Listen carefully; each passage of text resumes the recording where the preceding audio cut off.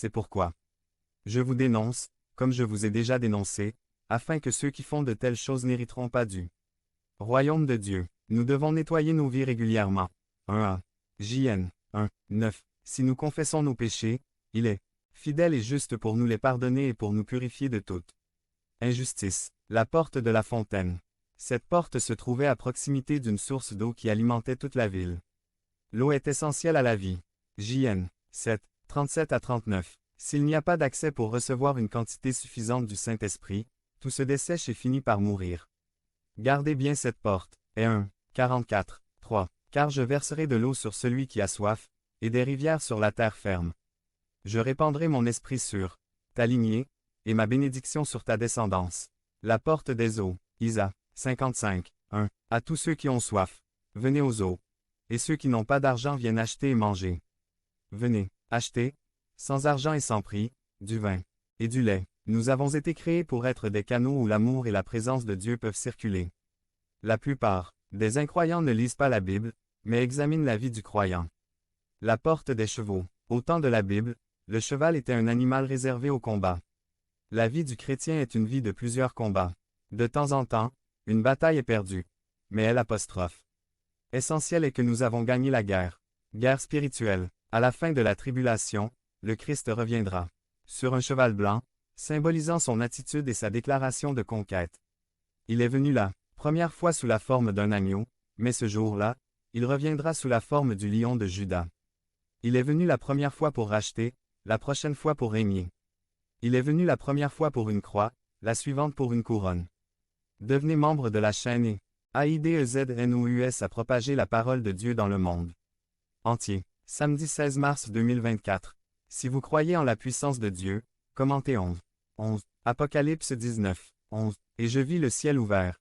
Et voici, un cheval blanc, et celui qui était assis dessus était appelé fidèle et véritable, et il juge et combat avec justice. La porte est. Chaque fois qu'on sort par cette porte, quand on lève les yeux, on peut espérer la venue du Seigneur. Cette porte nous fait méditer sur la grande espérance de l'Église. Il vient dans une nuée pour faire sortir son peuple de ce pays. MT 24, 27. Car, comme l'éclair part de l'Orient et éclaire vers l'Occident, ainsi sera au ciel apostrophe. Avènement du Fils de l'homme. La porte du jugement. Apocalypse 20, 11 à 13. 11 Et je vis un grand trône blanc et celui qui était assis dessus, devant lequel s'enfuyaient la terre et le ciel, et aucune place n'a été trouvée pour eux. 12 Et je vis les morts, grands et petits, debout devant Dieu, et les livres furent ouverts, et un autre livre fut ouvert, qui est le livre de vie, et les morts furent jugés d'après les choses qui étaient écrites dans les livres, selon leurs œuvres. 13 Et la mer rendit les morts qui s'y trouvaient, et la mort et l'enfer ont donné les morts qui étaient en eux, et ils furent jugés chacun selon leurs œuvres. Devenez membre de la chaîne et AIDEZNOUS à propager la parole de Dieu dans le monde entier. Samedi 16 mars 2024. P4. De la graine aux fruits abondants. Résumé. Dieu a un dessein pour chacun de ses enfants et pour cela il a une méthode pour y parvenir. Voyons comment le prophète Isaïe parle dans une parabole de tout ce dont le semeur doit tenir compte pour que la graine lui donne une récolte abondante et le fruit. Par Kelly Cabrera. Dieu a un but pour chacun de ses enfants et pour cela il a une méthode pour arriver à celui-ci. Voyons comment le prophète Isaïe parle dans une parabole de tout ce dont le semeur doit tenir compte pour que la graine lui donne une récolte abondante et que le fruit ne soit pas endommagé. Isaïe 28, 23 à 29. 23 Écoute, entends ma voix. Faites attention, écoutez ma parole. 24 Quand un laboureur laboure pour semer, le fait-il sans repos? Passez-vous chaque jour à défricher et à ratisser votre terre. 25 Après avoir nivelé la surface, ne semez-vous pas de l'ânette et ne dispersez-vous pas du cumin? Ne sèmez-vous pas le blé en rangée, l'orge à sa place et le seigle sur les berges? 26 C'est Dieu qui l'instruit et lui apprend à le faire. 27 Car l'ânette ne se bat pas avec un râteau, et on ne roule pas la roue d'un chariot sur le cumin, mais l'ânette se bat avec une verge, et le cumin avec un bâton. 28 Le grain est écrasé, mais pas trop, et on ne le bat pas sans repos. Les roues de la charrette passent, mais les chevaux ne l'écrasent pas. 29 Cela vient aussi du Seigneur Tout-Puissant, admirable par ses conseils et magnifique par sa sagesse.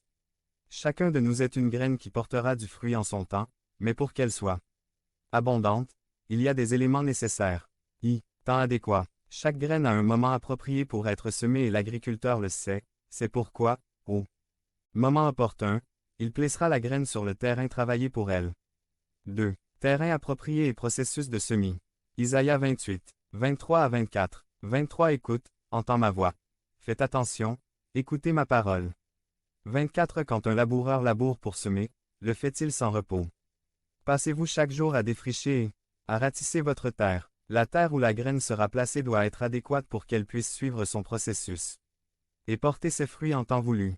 Il doit réunir les conditions adéquates pour nourrir la nouvelle plante qui y poussera. De la même manière, Dieu choisit le terrain où chacun de nous doit s'entraîner pour grandir, se fortifier et porter du fruit. La graine n'a pas la possibilité de choisir le sol sur lequel elle veut pousser, c'est le semeur qui place la graine sur le sol qu'il juge approprié. Devenez membre de la chaîne et AIDEZNOUS à propager la parole de Dieu dans le monde entier. Samedi mars 16 2024. Si vous croyez en la puissance de Dieu, commentaire 11.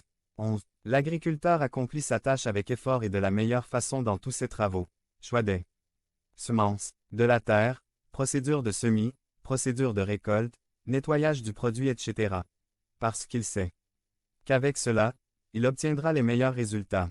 C'est ainsi que le Seigneur fait son œuvre en nous, à la recherche de l'excellence. Tout comme le fermier effectue différents types de travaux, chacun en temps voulu et dans la proportion qui lui est due, de même Dieu adapte ses mesures aux exigences variées des différents cas. Isaïe 28, 25 à 26. 25 Après avoir nivelé la surface, ne semez-vous pas de l'âneth et ne répandez-vous pas du cumin? Ne plantez-vous pas du blé? En rangée on croyait que le blé donnerait une plus grande récolte, de l'orge au bon endroit un endroit précis et du seigle sur les berges, au bord du champ. 26 C'est Dieu qui l'instruit et lui apprend à le faire. Annette. La graine est noire et facile à battre, elle est